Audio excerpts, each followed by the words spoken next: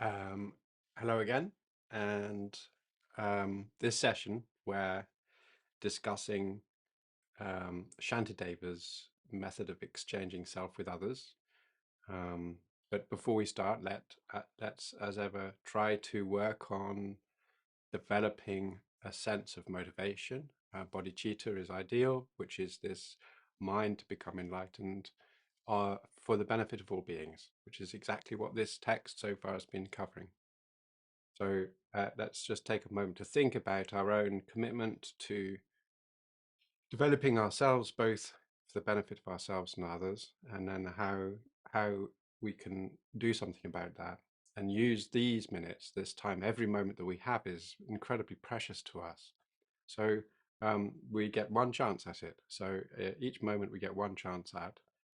So let us do our best to think, okay, for the next few minutes, at least during the session, to try to sustain a mind that's open, thinking about what's being said, and when we accept it, also to think how we can take that into our lives and make it a part of who we are, and open up through it, and hopefully um, inspire others also to, as well as ourselves, to consider the bigger picture and head towards a state of enlightenment.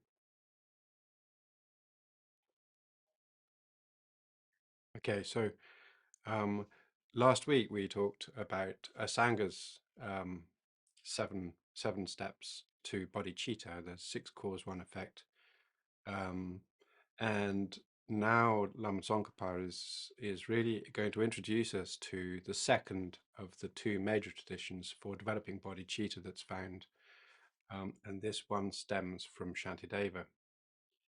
So Shantideva was a 7th century, I think, monk and then a layperson in India who wrote some very seminal, very important texts to our tradition, and one of them being the Bodhicharyavatara, or the path to the engaging in bodhisattva deeds. So, in a typical traditional or systemic way, Lama Tsongkhapa says, well, let's first of all, like with all other topics, contemplate the benefit of this practice, and then developing the ability and recognizing, and the faults of not doing it, and then also accustomizing ourselves to the ability to do this, because this is quite a challenging approach, and then the actual stages of meditation on how to go ahead. So Shantideva says in his text, whoever wishes to quickly protect self and other, and by this he means become Buddha, we must exchange self for other and practice this excellent secret. And one of the most well-known verses, and one of my favorite verses of Shantideva, is whatever worldly joy there is arises from wishing for others' happiness. Whatever worldly suffering there is arises for wishing for our own suffering, our own happiness. So, and what is there to say more? So we will, Je Rinpoche will discuss this a bit further, but what he's really saying is that when we actually look beyond our own needs, to beyond our own desires, and start thinking about the desires of others, we find quite naturally a greater degree of happiness and contentment and fulfillment within ourselves.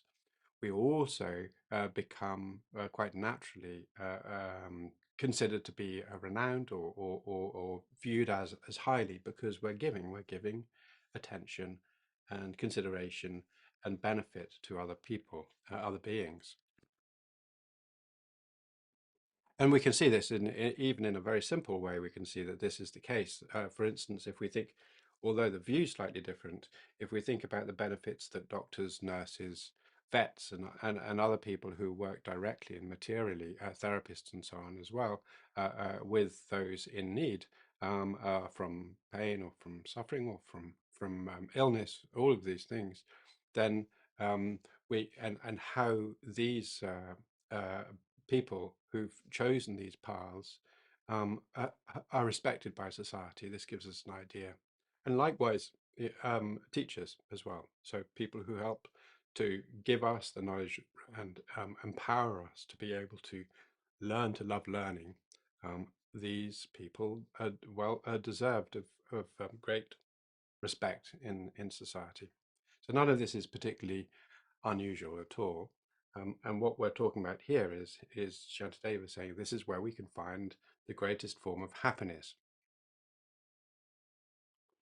And so essentially, one of the first points about this is for us to consider before anything else the benefits of how being self-centered and considering ourselves beyond or above others is actually a door to suffering, because we're always feeling fearful of the needs of others, or we feel competitive, we feel we have to challenge, we often feel subdued or subjected to the whims of others, we feel disempowered.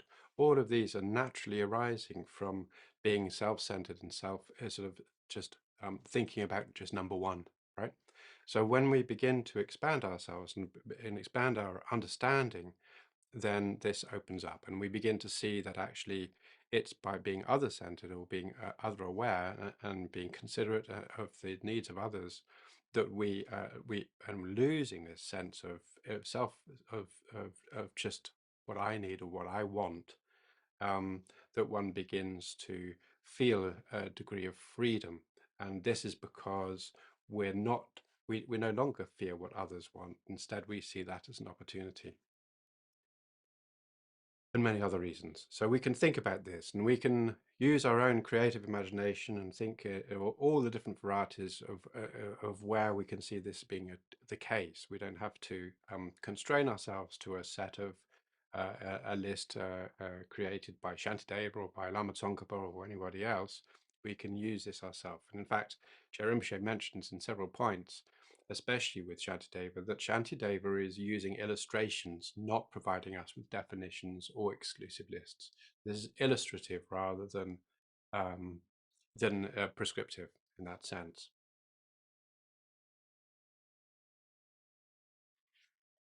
And then he says, if we then the question arises is the ability to actually do this exchange of self and other, and what that actually means, and if we accustom ourselves to the ability. So when before I was saying essentially a lot of people considering great compassion to be almost impossible or completely impossible, this path that Shantideva is delivering here is in itself quite challenging, and many people find it, initially it sounds quite simple and straightforward, but actually in terms of transforming our lives, it can be quite challenging.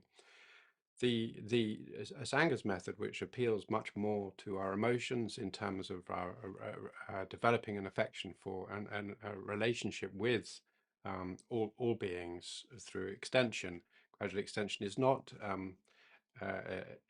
contradictory to this, but is in many ways much easier for us to understand. With Shantideva, this is much more to do with sort of insight and understanding of the way in which things are, rather than an appeal to our affection. So these two sort of work rather well together. One being sort of like the method, the loving kindness, and the other one being the wisdom from Shantideva. So there are some aspects of this which begin to sound a little bit like emptiness, but they are not. They're not really about emptiness. They're about establishing bodhicitta and essentially establishing again a route to great compassion, from which arises, if we recognize the legitimacy and availability of Buddhahood, then from that arises bodhicitta. And as I said before, without any understanding of Buddhahood or as being available to us or being efficacious in the ability to help, then these are wonderful teachings, but they won't lead to bodhicitta, which is the mind to become a Buddha on behalf of and for the benefit of all beings. Now, within that scope, we want to say that I'm going ahead of myself, so never mind.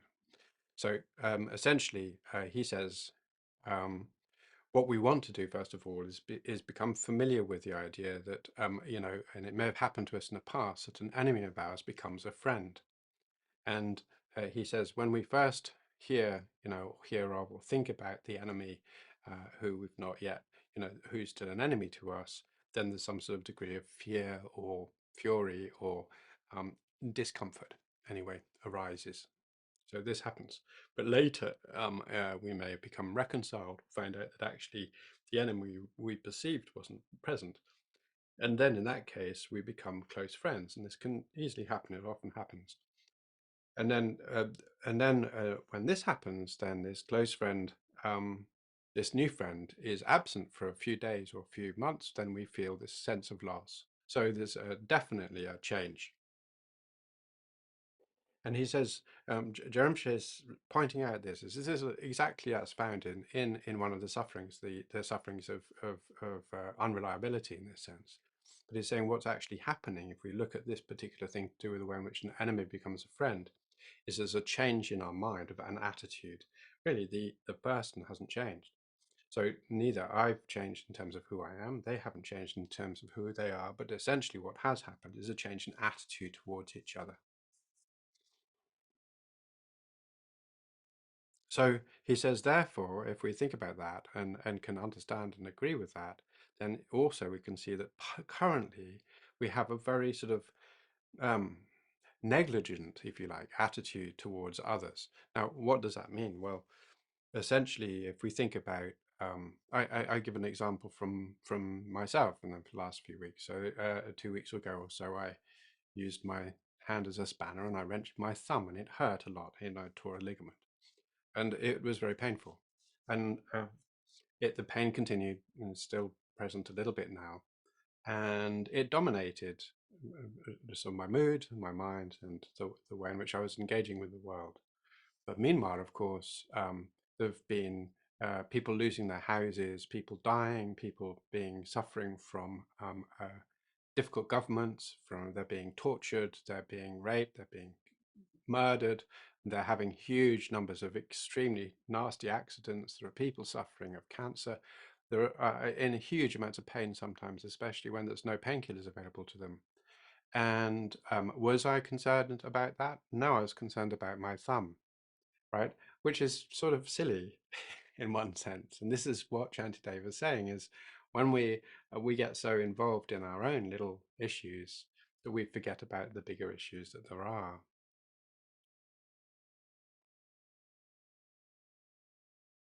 So this is what he means by this sort of negligence, right? Not that we uh, don't care about anybody else at all when we neglect their needs, but in a general sense, if we think about all the pain and all the suffering and all the things that are going on in the world right now, we sort of go, oh, it's very sad to hear about Ukraine, or it's very sad to hear about Canada, or wherever the problem happens to be. Japan has a huge tsunami at the moment. Many people have had to move out or whatever.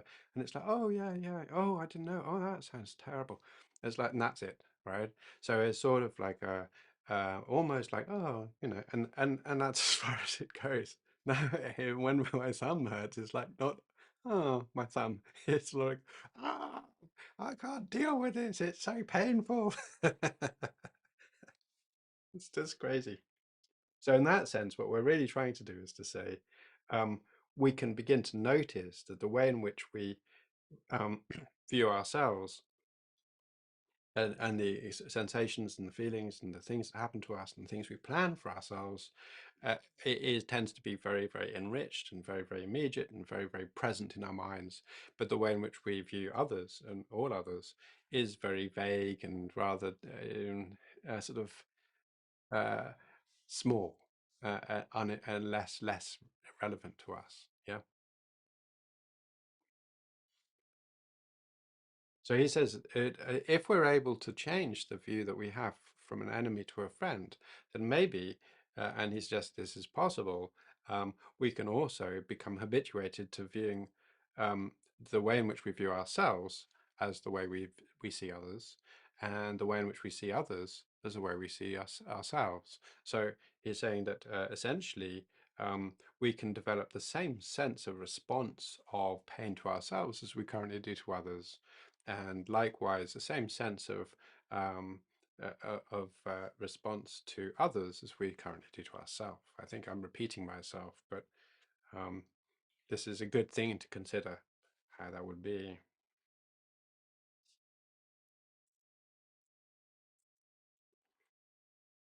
And Shantideva says, this is difficult initially, but don't turn away from it because the benefits are particularly good. Now, there are a couple of issues here that should be raised. Mainly, one of them is to say that Shantideva and Lama Tsongkhapa use the word self-cherishing quite a lot. And this can imply sort of this, or we might imagine this to be some sort of narcissism in terms of, oh, I love myself and so on. But actually, many of us don't feel that way. Many of us have a much more complicated relationship with ourselves. And the point about this is that what they're talking about isn't so much this loving sort of staring in the mirror all the time, although some of us do suffer from that, but much more to do with the idea of saying that where is my mind mainly focused on? What am I, is it just my needs, or is it actually what I want to eat for dinner tonight, or what I want to watch on TV next, or where am I going to go, or whether or not I'm making the right impression on my new friends, or wanting to look wise or experienced, and all of these things. So that all my ambitions, my jobs, and all of these things fill our mind, absolutely fill them, to the point where we have a little bit of time for our family, a little bit of time for our friends, and maybe a word of sympathy or another for everybody else when something goes wrong. Yeah. So the point about this is thinking about my desires, my needs, my fears, my dreads, um, uh, uh, not so much just the needs, but everything else. So we need to look after ourselves, right? It's not good for us to be irresponsible or for us to ignore our physical needs. Nobody's denying that. The point is that our minds are not faced with just this basic level of survival. We're also faced with all of this other stuff. And this is what Je Rinpoche and Shantideva are talking about when they talk about self-cherishing. So we can hate ourselves, but we are still the subject of the thought, right? So this sort of level of inward focused mind all the time is what causes so much trouble for us.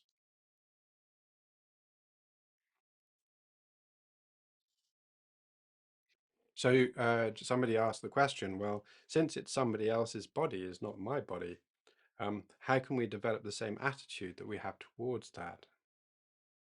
And Je Rinpoche replies saying, and again, this is really just illustrative. We can use whatever arguments that we prefer or that we can discover for these things. So the answer he provides is to say that our body was basically produced from our parents. Um, right down to our DNA, then it's just a mixture of our mother's DNA and our father's DNA.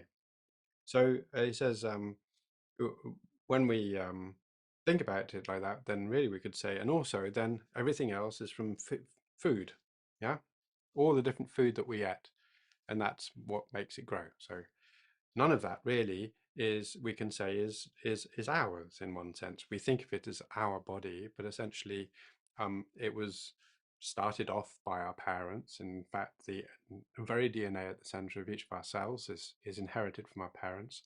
The mitochondria and so on are inherited from our mother, and so on. So all of this comes from our parents. Who we are in many ways is determined by this.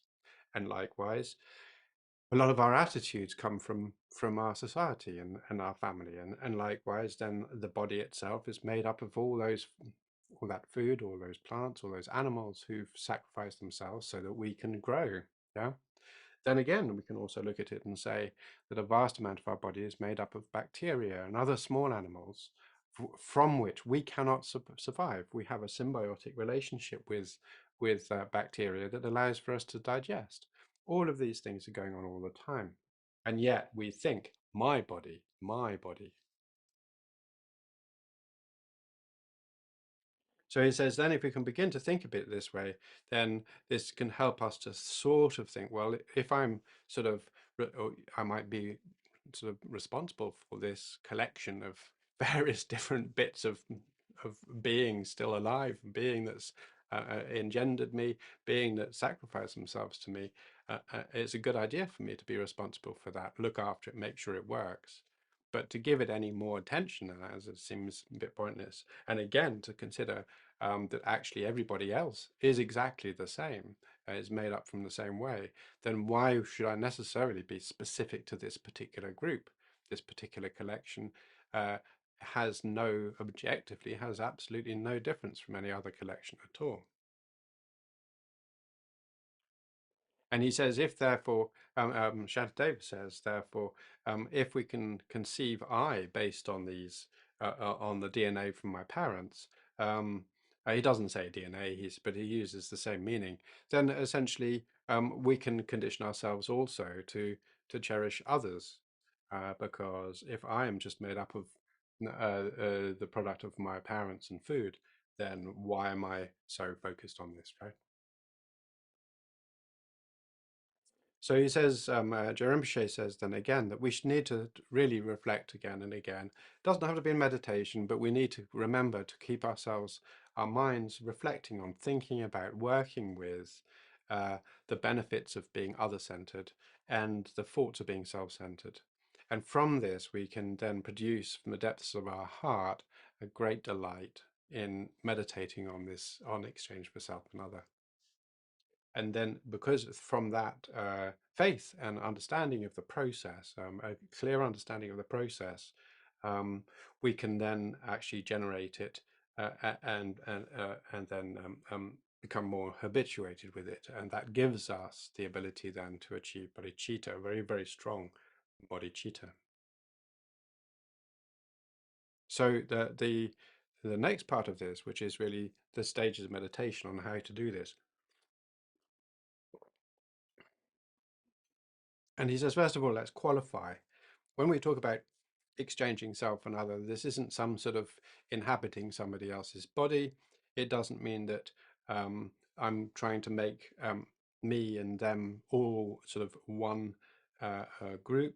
It doesn't mean that I'm trying to transfer that I am others or others are mine, and like, you know, those eyes are my eyes or anything like that. This is not what he's talking about. He says, in a sense, this is primarily, we're looking at the change in the orientation of the states of mind regarding currently how we look at ourselves and how we look at others.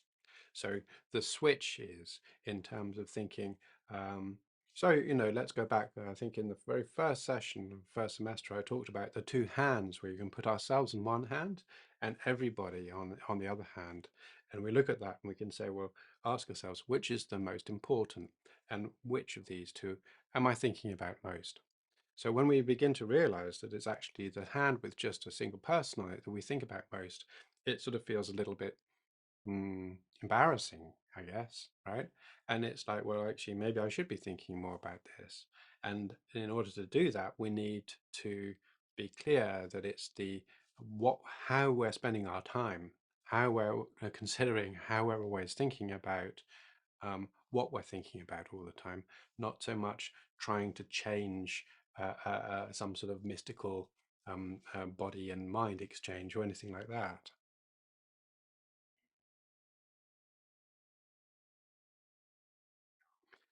And Shantideva has said, you know, you exchange your own happiness for other suffering. It doesn't mean that we are giving up on being happy or that we need to suffer. But what he's really saying is that if we see in terms of our future, what we're considering is being happy, that fills our mind.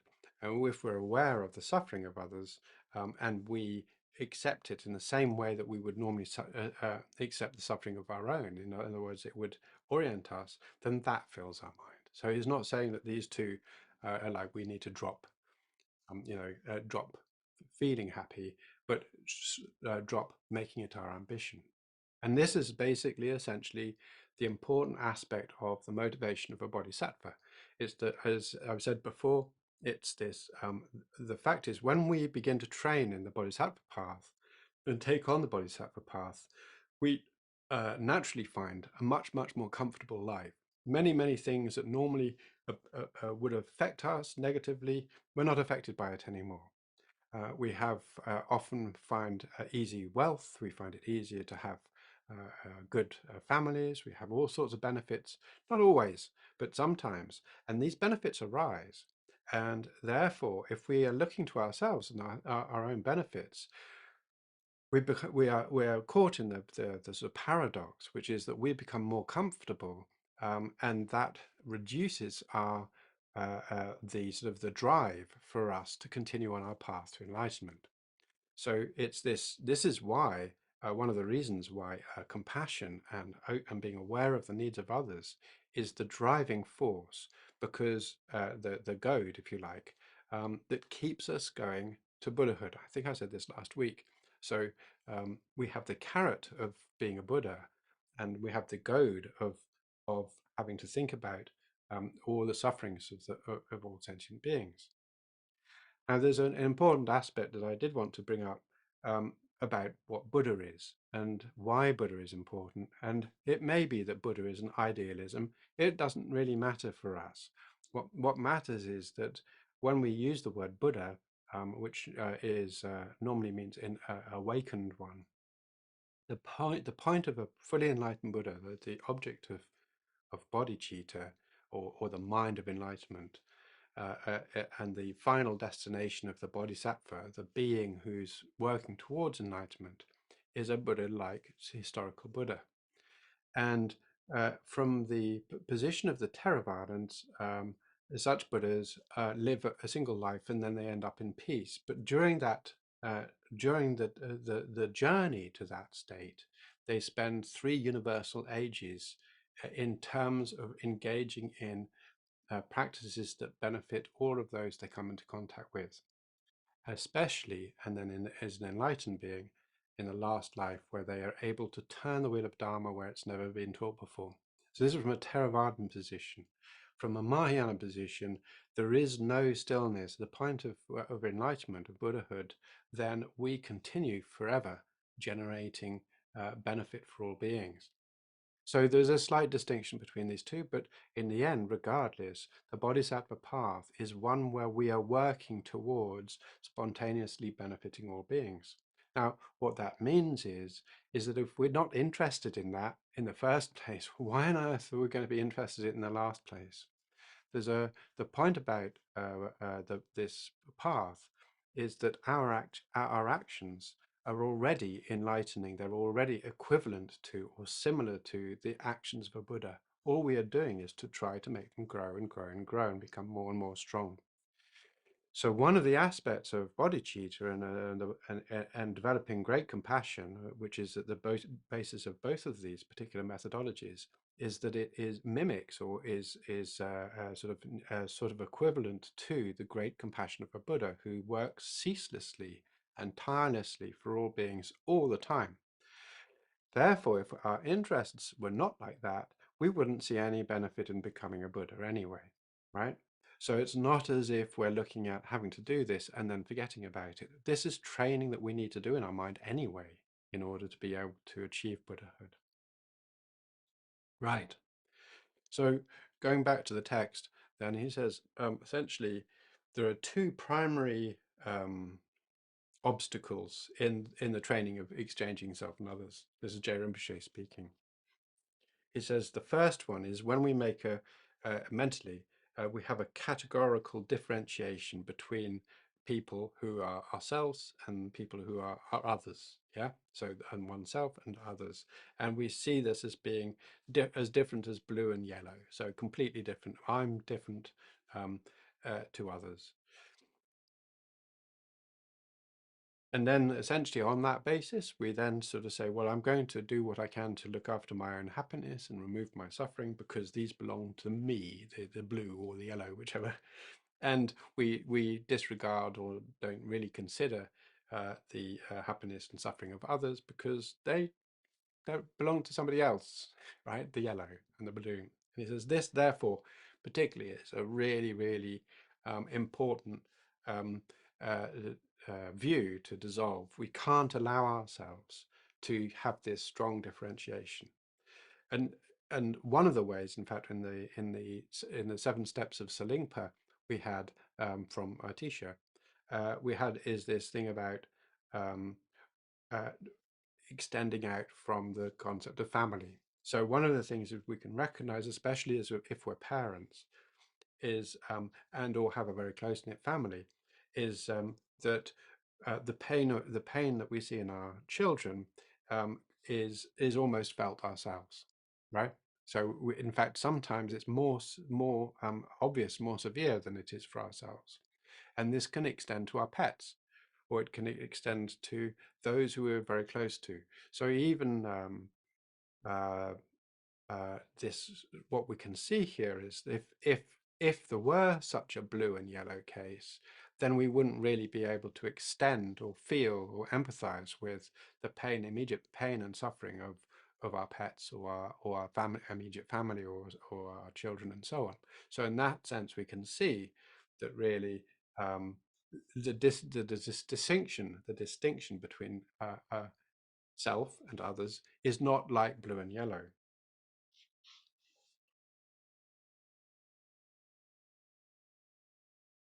And Je Rinpoche says the remedy for this is not to have that distinction between the self and others as being different.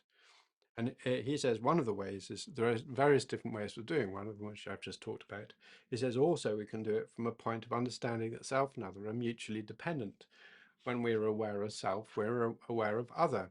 And this is something we can see. It's like it's only when a baby recognizes the distinction between other and self that the term me and they arises, or me and you arises, right? Normally mother, but not always.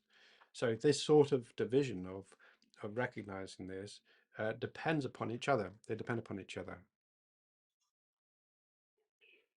Jeremy Shea also says, and this isn't about emptiness. I think one of the things is people often think about this in terms of relativity, and they think that relativity is what emptiness is about, but it's not. This is primarily just to do with relativity, which is not emptiness. It's just the way in which things are relational. And he says, for instance, when we are aware of uh, the local precincts and a distant precinct, or mountains, mountains that are close by and mountains that are far away, this country and that country. And when we're here, wherever here happens to be, the local shop is round the corner, but it's the one in where far away is not round the corner. And yet when we go there, when we go to our second home, or if we're lucky or whatever, and we're over there in some other country, then the local shop, same word, is a different shop, but it's just round the corner. And the one which we were formerly at is very, very far away. So he said this is like that in the sense that the business of self and other is more to do with a relative relationship rather than an objective relationship.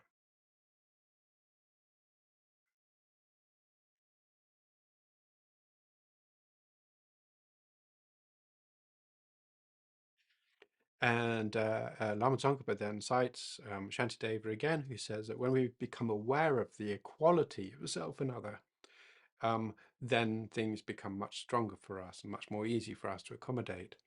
And in this sense, he says, you know, when we remember that self and other are interdependent, just like this side and the other side of a river, if we imagine that they're distinct, then this is a false view. And Shantideva goes on to say the other bank is not in itself other, because if it were when we've crossed over, it would still be the other bank, right? Um, and this is exactly what he says in relation to someone else. It is this bank. Similarly, self does not exist in its own right. It's just in relationship to other, right? So this is the point where he's saying essentially that this the self-other balance primarily just based upon a reference point. There's nothing else. There's no objective truth to the fact that that everybody else in the world belongs to the category of everybody else. And then there's Ben, right? It doesn't make any sense for that to be the case. It would be very mysterious. I think when we're children, we do slightly imagine that, right? That we are completely the center of the universe and are shocked and surprised when everything doesn't go our way. But when we get older, we begin to realize that maybe that's not really the case. I think for most of us. Anyway. It doesn't mean, I said this before, right? We still need to have a strong sense of self. We still need to recognize that we are the center of our own universe. But but the point about that is not because of some special quality that we have. Yeah, it's not some unique quality that we have. This is the same with for everybody. Everybody has the same.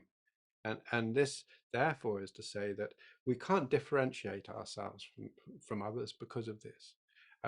The way in which we need to be responsible for ourselves and make sure that we are able to look after our physical needs and so on is this is something also shared with others.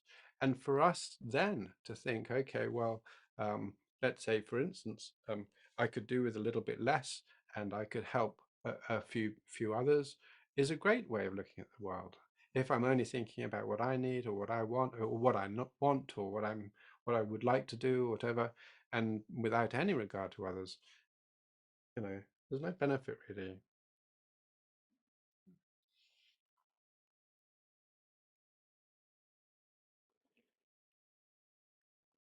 So this was the first point. He said this is the first difficulty, is to recognize this distinction there. The second one is to think to have this obstacle which says I'm not going to bother with or not really going to consider the suffering of others because it doesn't harm me.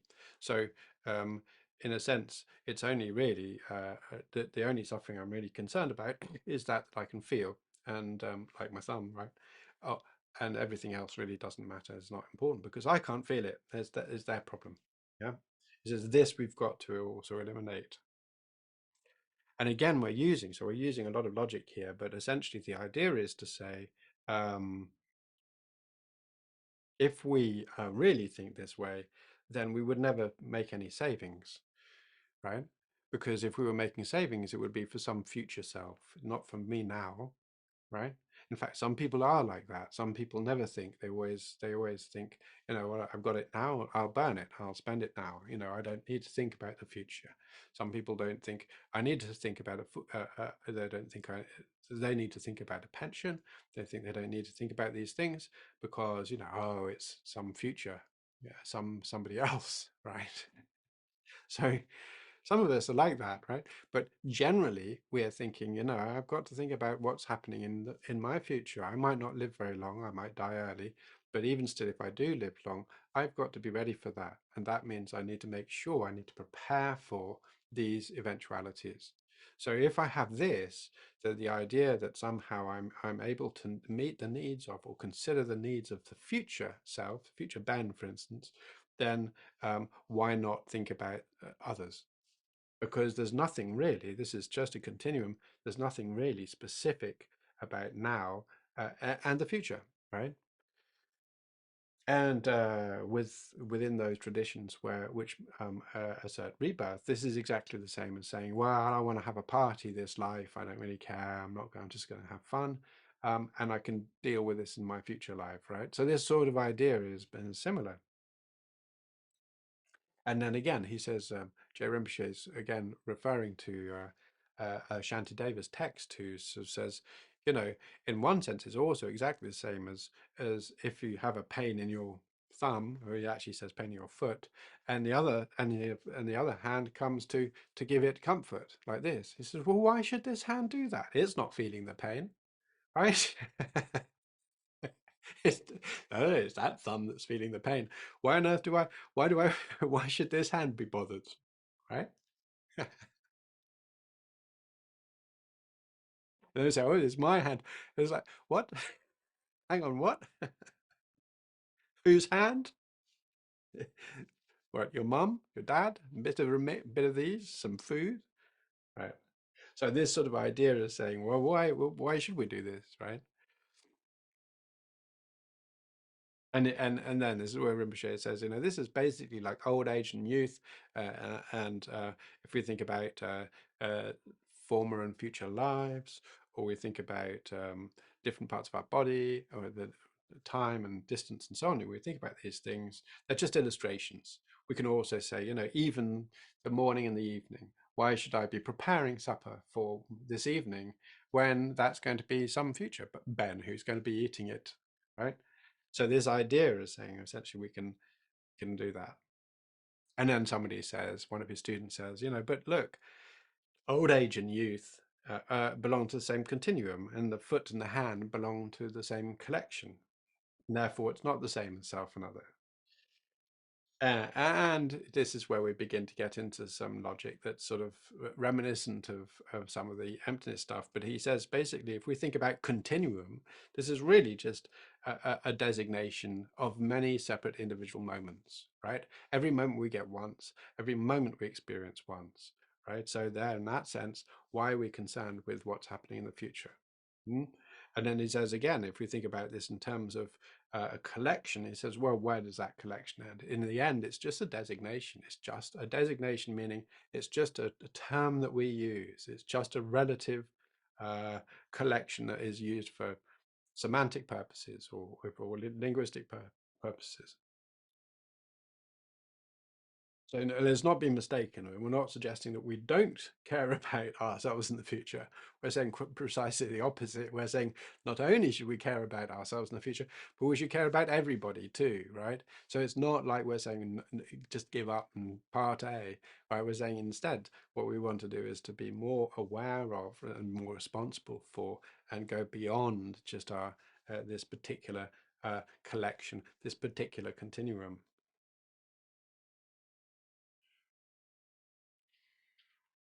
And he says one of the reasons why we find this so hard, one of the reasons why we struggle with this is because we have this conditioning, both social, cultural, but also this conditioning from previous lives and in our mind that somehow we want to pull back from. We want to feel that there's a reason why we can be like look after ourselves, and we will create all sorts of narratives to establish that why actually I need to do this.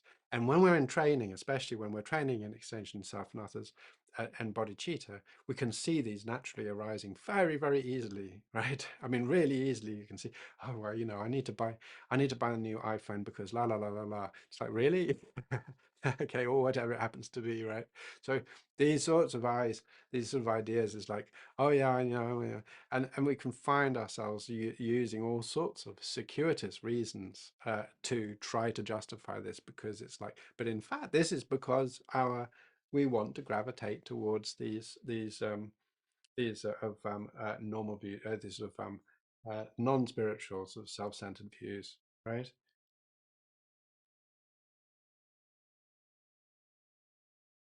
He says, but even though you're fighting against the tide, you're fighting against your own tide in this way, in a gentle way, um, and rather than a vigorous way. You can't do this vigorously. We have to work subtly and gently into our mind.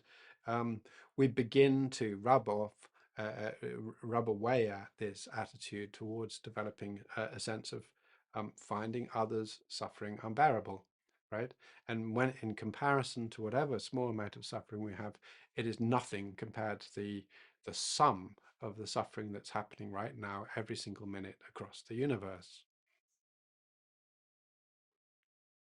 So he says, once we've been able to eliminate these two obstacles, yeah, uh, um, then the actual path to the method of meditating upon it is as follows. So he says, essentially, um,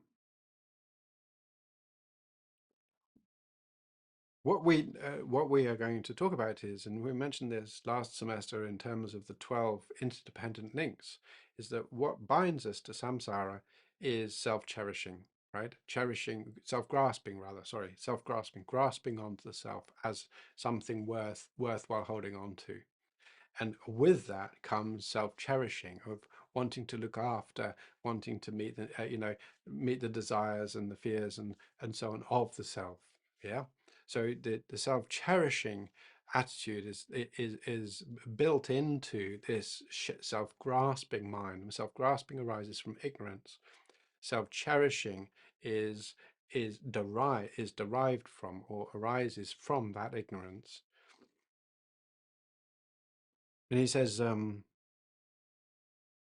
we want to, you know, we or for many, many, many lifetimes, infinite lifetimes, or countless lifetimes, if we prefer, Um, we've wanted to make things perfect for ourselves, and we've again and again emphasized our own welfare and engaged in all sorts of improper means of obtaining that sort of little bit of extra.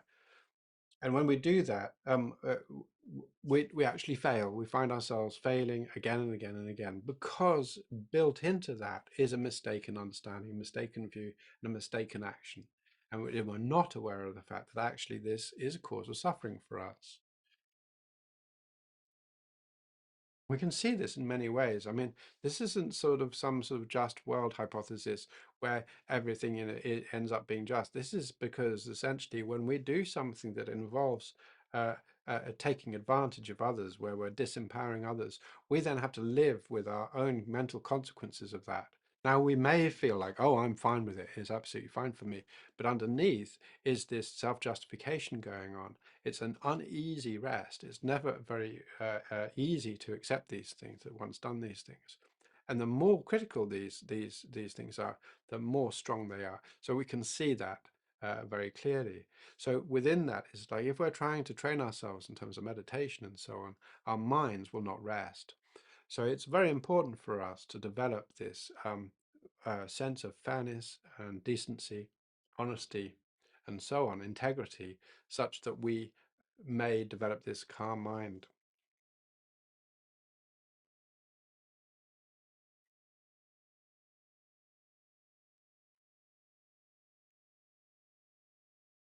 And then he says, if we, in terms of our stages of meditation, he says, okay, well, if we remember that if we'd replaced our concern for our own welfare with the concern for others' welfare, then we would have found ourselves all sorts of things working in our favor, and we would have become a Buddha a long time ago, he says.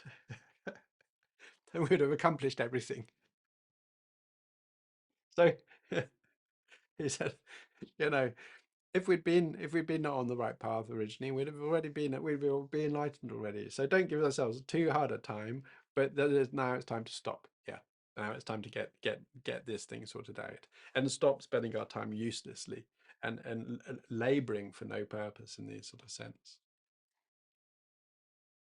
And then when we really understand this, we get it, we have to think about it. We have to really go through it and think about it and be creative, as well as think about the methods by which suffering arises, the causes of suffering arises.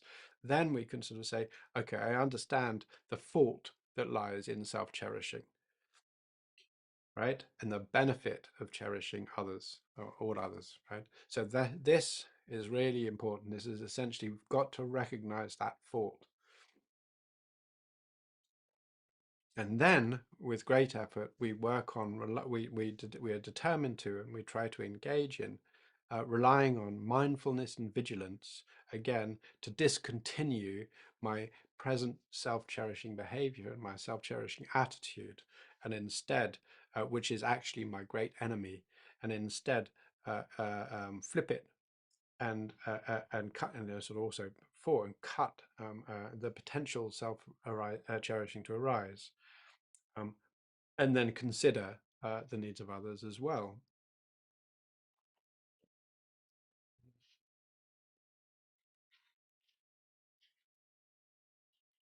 So he said that this way, what we're working on is to be mindful of and work on reducing our self-centeredness, and then also not supporting our self-centered tendencies. We recognize them first. We've got to first see them arising, and then we see and say, okay, well, what's this about? You know, is this who I want to be? Is this my path? Is this the person I've chosen to be? Is this make any sense to me? Where's the benefit? There's no benefit here. There's no, I might get an extra piece of slice of cake or something by this behavior. How is that going to benefit anybody, right? And thinking about others a little bit first is far better. And it's like, okay, my reputation precedes me. Oh, he's the one who's always going to try and go for the extra slice of cake. Well, rather than saying, well, why don't I be the one he's the one who always makes sure everybody has as much cake as they want before he eats any of his own. Yeah, I mean, this sort of thing, you know. So it's not reputation based, it's our attitude, our mind towards thinking about others. But we've got to use whatever we can find to help us develop that mind.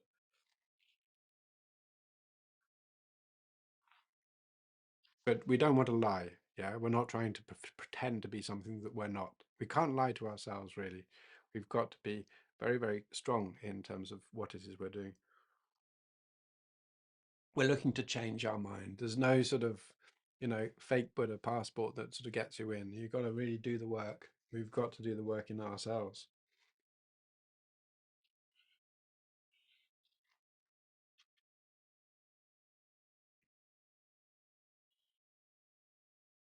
So he says, because of this, what we need to do is to stop working with this attitude that sees our body, our resources, our wealth, our all the other benefits that we have in our life as being for our own purposes. Yeah. In a sense, the distinction is instead of thinking of them for us to do with what we will, we see them as being available for the benefit of others, for all beings, and we are acting, if you like, as their curator or their or the somebody who's looking after this for on behalf of. So it's in a sense, it's like saying, this here, I'm thinking, well, how best can I use this to benefit everybody, rather than, oh, this is mine, I can do with it like I want, right? So this attitude here is to say, I want to change towards recognizing that I'm only really, if you like, looking after this stuff, including my body, my wealth, my properties, for the behalf of all sentient beings. And likewise, when we can see an opportunity to use this wisely and to make a difference, why not, right? If we hold on to it too much now, oh, there's a reason, there's not, I'm not 100% sure, then we have to be checking ourselves. Yeah, really? Or is this just self-grasping, self-cherishing mind coming up, saying, oh, I still want to have this wealth. I don't want to let it go yet. No, it's mine, my precious, yeah, this sort of thing. So he says, yeah, allow ourselves, in one sense, to say, I'm controlled by others, not in terms of saying I allow anybody to do what they will with me, but to say that my actions are concerned to fulfill the needs of all others. And he says, when I have this thought, then I can say to my mind, know this for certain. Don't think of anything other than the welfare and meeting the welfare of all beings.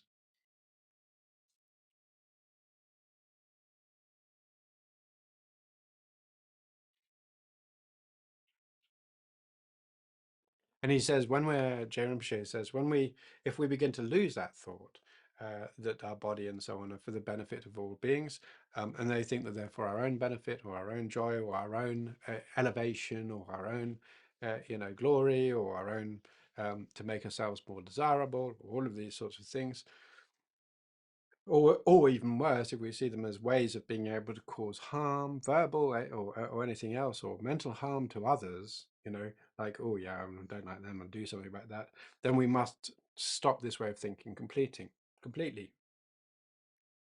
And one of the ways by doing this is to think how this sort of behavior has brought limitless harm in the past, not just by ourselves, but across the world, and how mistaken it is.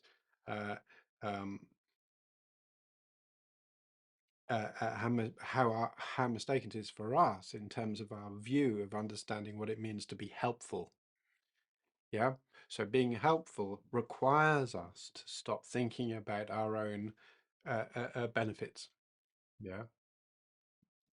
We're not thinking about, oh, if I give this away, then I might get a medal, or I might get an OBE or whatever. This is no use. It's not what it's about. He says if we have this, we're not getting away from anything. We're just going to carry on in samsara. We're not benefit. Well, this is not a spiritual path. It's not even spiritual path at all. So this is like very important in terms of charity.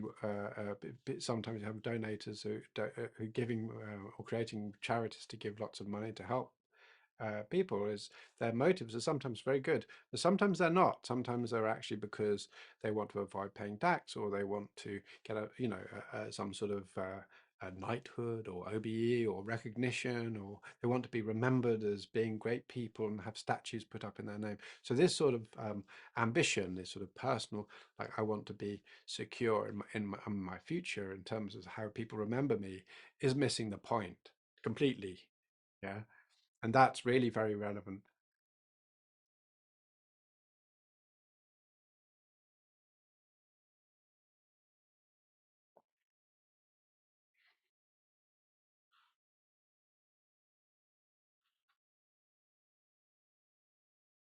And then here, Jeremiah cites again cites how slow am I going? Okay. Um, cites Shantideva. He says, you know, when my self-cherishing ruined me before, that was another time. Now I recognize it. Where will it go? I will destroy its arrogance. It's like this, yeah.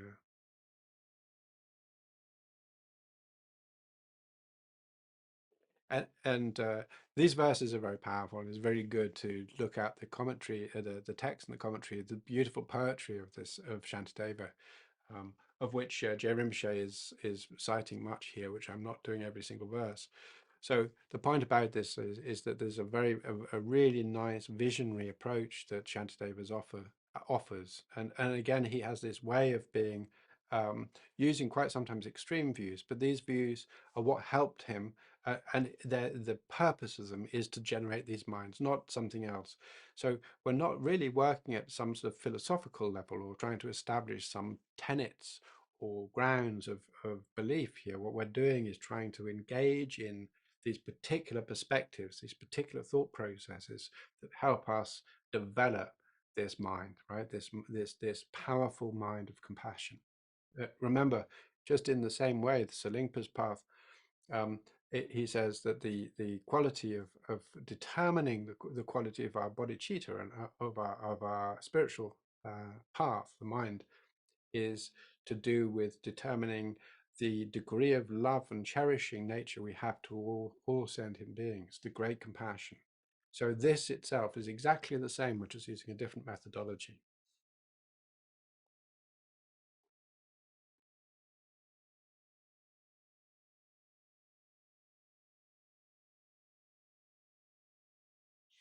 So Jeremy says we've got to discontinue our present attitude of really disregarding or neglecting or or others or others' needs, and prevent this sort of uh, like distance, sort of disinterest from arising. Yeah. And we've not, instead, we need to begin to work on and continue to work on this idea of viewing all beings as dear and beloved as much as we can, and to develop this attitude that cherishes them to the degree that we previously cherished ourselves, or as was taken from Slink's path, you know, as the same sort of cherishing that is a young mother feels before their newborn. So um, this sort of attitude. Um, to produce it, we can do this by remembering their kindness, or to recognize that they need us, um, and all sorts of different techniques, right?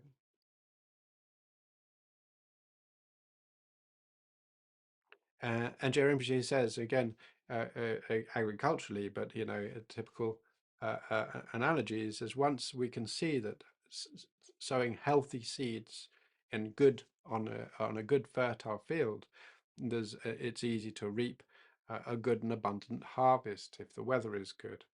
And likewise, when we are certain that we can actually sow the seeds of generosity and compassionate behavior in the field of living beings, we will begin to cherish others. So the idea here is to say that we will recognize that we depend upon sentient beings, all beings, for us to develop compassion. And compassion being the only way into Buddhahood means that it's through our relationship with sentient beings that sentient beings give us the basis for us to develop that compassion. So without their suffering, without the sacrifice they make in terms of suffering, it becomes very hard for us to generate that loving loving kindness and loving compassion. And therefore, rather than to be dismissive of or antagonized by the delusions, actions, and miseries of others, instead we should be very, very grateful for them, because that is exactly what gives us um, the opportunity to develop our loving kindness and compassion, and also to become a Buddha.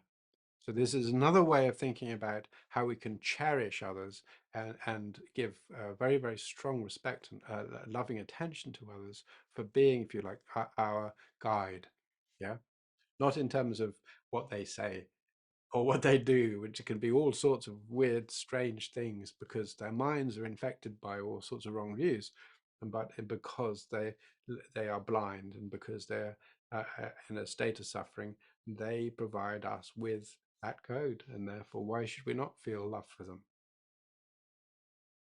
And in fact, again, Shantideva says, all living beings and the Buddhas are similar.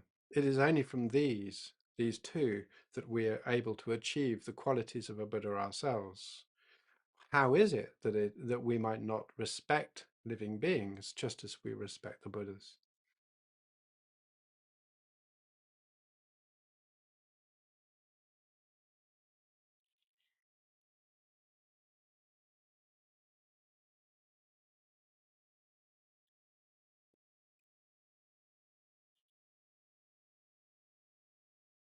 So Je Rinpoche is also saying primarily that we need to focus, that our focus on sentient beings is absolutely necessary for us to develop bodhicitta, this mind of enlightenment. Um, our entire spiritual path depends upon all beings, right? So this is a very, very vital point, not to be missed. And in many ways, when we go back through the Lamrim, in terms of especially the earlier scope, like the middle scope in terms of the Four Noble Truths and the suffering and the causes of suffering, this becomes a great teaching on developing compassion, as much as it does on understanding the mechanism by how beings are bound in samsara.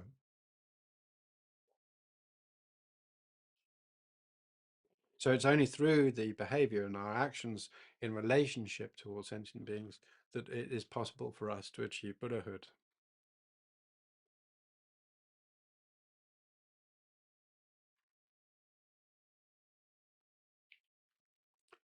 He said, this is why we recognize that if we harm, disempower, we steal from, lie to, cheat, take the lives of other sentient beings, then this degree of suffering that we're causing has negative ramifications that run through all time.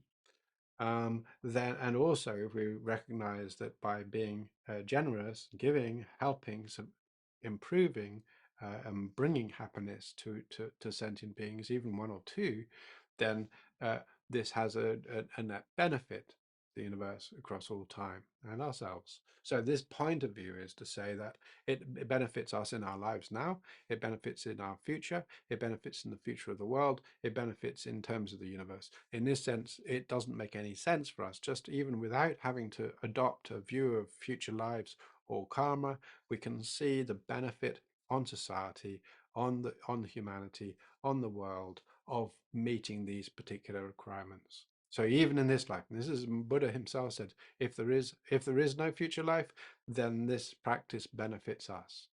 If there is a future life, it benefits us in the future as well. So it doesn't matter whether or not there is a future life or no future life.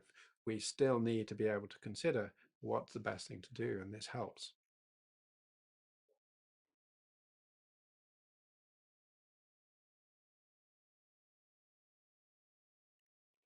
So then Jerry Rinpoche says, we've got to, so he says, remember, we don't want to harm, we want to help. And harming just does no value whatsoever. Now Jerry Rinpoche makes a comment about Sravakas, and Sravaka is, if you like, but the tradition which is now held by the Theravadins is the non-Mahayana traditions of Buddhism. And he says that they do not emphasize others' welfare. Well, they do emphasize others' welfare, but they do it in a within a different scope. And some of this is really to do with the idea that within the Sravaka tradition, that like the Theravadan tradition, Buddha is just a Buddha for a single lifetime. Whereas in a Mahayana tradition, Buddha remains a Buddha forever until the end of all time possible. So this sort of change in view, where as I said before, I've said this several times, between these two is really very few people really know. Okay, we need to be Buddhas to find out. So I don't want us to get too worried about this, but what we are saying is that regardless of whether or not I'm going to become a Buddha next week, I can seize the benefits of it being a Buddha, both in terms, even within a religious terms, of looking at future lives. Both the Mahayana Paramita path and the Sravaka path, the Theravada path, say it normally takes 3 ages of a universe to become a Buddha from when we start practicing. So if that's the case, we have 3 ages of a universe to go before we achieve Buddhahood. All that time, all those three universal ages happening, we're working to benefit all beings non-stop, yeah, from life to life to life to life. And that itself is a vast number of sentient beings who are benefited. So even as bodhisattvas, as those who are walking that path, to neglect the needs of others during that time would be a mistake. And so the Sravakas do say, just free yourself. And so therefore there is this slight difference there.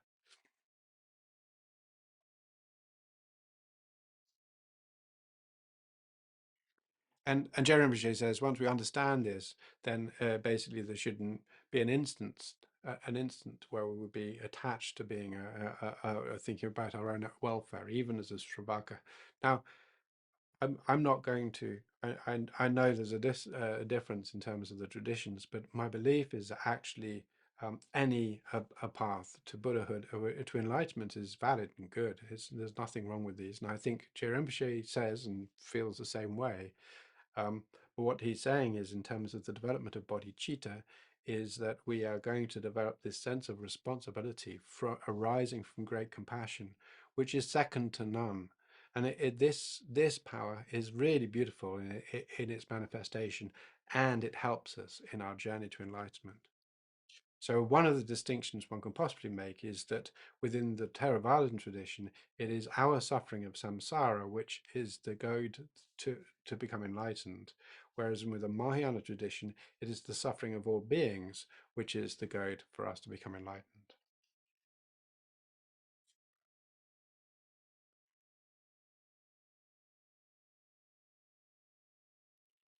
So when we begin to understand the path that we're taking, the path that we're following in order to achieve Buddhahood, then we recognize that this requires this mind of enlightenment, this bodhicitta. There are sutras that Jeremy doesn't mention, which are from end to end just praise the quality of having bodhicitta, the rareness of bodhicitta, the quality of bodhicitta being like a wish fulfilling gem, and having all sorts of amazing qualities, especially many that are found in Chinese Mahayana Buddhism. So within that also then, what he's saying is when we recognize how valuable this is, and how necessary it is for us to become a Buddha, then we recognize also its dependency upon great compassion. Then we will work ceaselessly to develop this great compassion.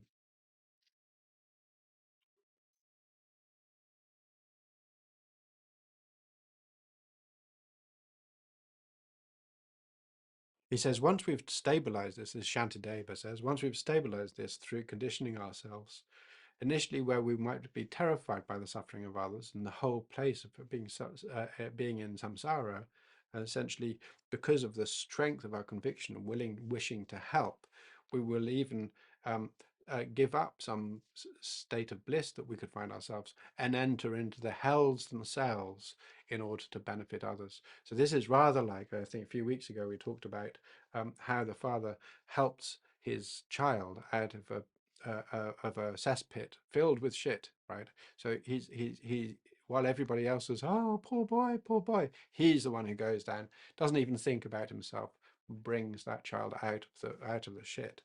And that's sort of the attitude that we're looking at.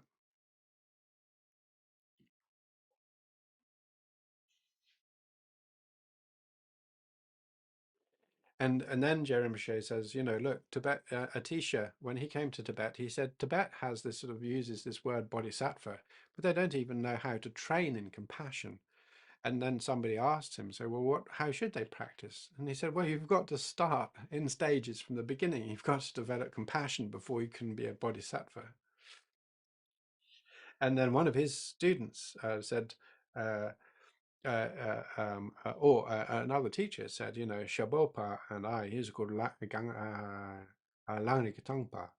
And he said, Shabopa and I, we have 18 human strategies and one horse strategy for a total of 19.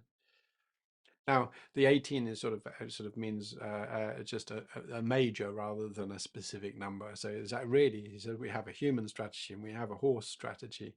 And our human strategies are to develop the spirit of enlightenment and do whatever we can for all sentient beings. So this sort of developing this great compassion. And this is what most of our time is spent. But when we also see trouble arising, our horse strategy is to recognize that self-cherishing is keeping our spirit from developing, um, and it destabilizes whatever there is as well and prevents its increase. We train in keeping it away and doing what we can to destroy the self-cherishing. So this way, he says, we use both the cherishing, developing a cherishing mind, and then also sort of look out for the wild horse and keep it at bay to make sure it doesn't take over our minds.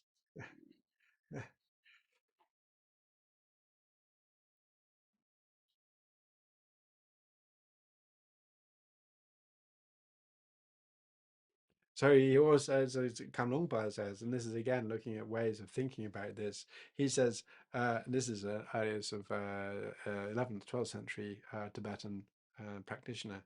He says, you know, look, our disinterest in living beings, um, the feeling is mutual, it's reciprocated. So if we expect somehow them to give us any benefit, well, we're disinterested in, there's nothing there. And he's saying, therefore, for us to actually begin to start walking our spiritual path, we have to take interest in all beings. We can't just ignore them. We can't just be disinterested in them. And that way, then we develop this compassion based upon them. Then the benefit arises, right? Like that. So, uh, and then Jerry Rinpoche again, he's going to qualify this. He says whether or not we have planted the Mahayana, the roots of the Mahayana, the roots of the path that take us to full Buddhahood, whether or not we have genuinely entered the Mahayana or not, is founded completely on this great love, great compassion, cherishing others, and so on. Therefore, we should always consider what we can do to develop these, right? And he says, it's always excellent if we're able to develop even a small amount of this. It's very hard for us to take some of this on initially, but we can generate it slowly, little bit, until it begins to make more sense to us and it settles in. And then it's very, very powerful, very beneficial for everybody. And again, he says, if we find it really hard, we need to think, what can we do to develop these? And he said, if you're not developing it, we need to think how to do it and not allow for it to be that way. Rely upon teachers who give this sort of teaching. Look at the scriptures and the commentaries which describe these. Consider them, work out how they work, think about them. He says also do many good deeds. Try to do good deeds, try to meditate, try to keep your practice strong. Clear away whatever obstructions, mental obstruction we have. Try to live a good life. All of these will help us to soften our mind so that we can begin to train in this way. And he said, then we can actually definitely acquire these seeds. So this isn't insignificant. This is not an insignificant. This is probably one of the most significant aspects of Buddhism path. And we should take joy in it, right? So in many ways, Je Rinpoche says, yes, of course we need to be able to meditate. We need to be able to focus for a few minutes on a particular topic. But beyond that, great compassion is essentially the founding path of the Mahayana, and therefore it is not without any. There's no fault in developing Mahayana.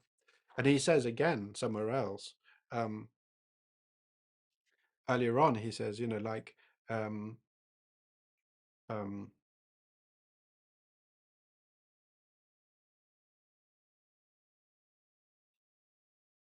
I've lost it.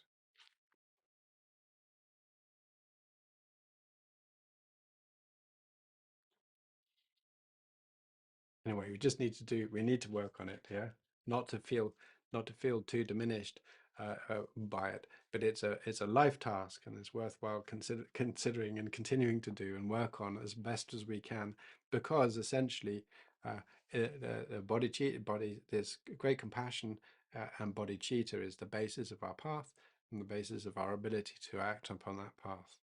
So he says again, how can we measure? Finally, how can we measure the power of our bodhicitta, our spirit of enlightenment, our mind set on enlightenment? He said, think about. He says, it's before, as I've said before, think about how strong is my cherishing for all beings. Yeah, not just in a gentle sort of wishy-washy I love them all, in an actually practical, sensible, meaningful way. How far does it drive me? This practice is something we come back to again and again in our spiritual path. It's not like we do it once and then sort of just develop it and then forget about it. We continue to do that every day. Okay. So next week is talking about the taking the bodhisattva vow and the ritual involved in the bodhisattva vow, which is determining that we are set on our path. So, but this week and last week we covered the two primary methods, the method of the 7 steps of Selingpura and Shantideva's exchange, which provide these two opportunities for us to develop this great compassion that leads to this mind of bodhicitta. Okay, so I think now maybe it's a good idea to consider dedicating any benefits of today in terms of saying, well, let's hope that and be determined to work on developing that loving kindness, consider cherishing all beings, working to improve or develop our compassion, great compassion, and to make it the foundation and substance of our practice of bodhicitta.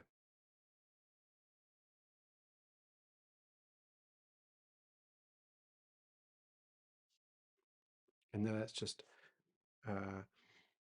spend a few minutes in meditation to consider these things.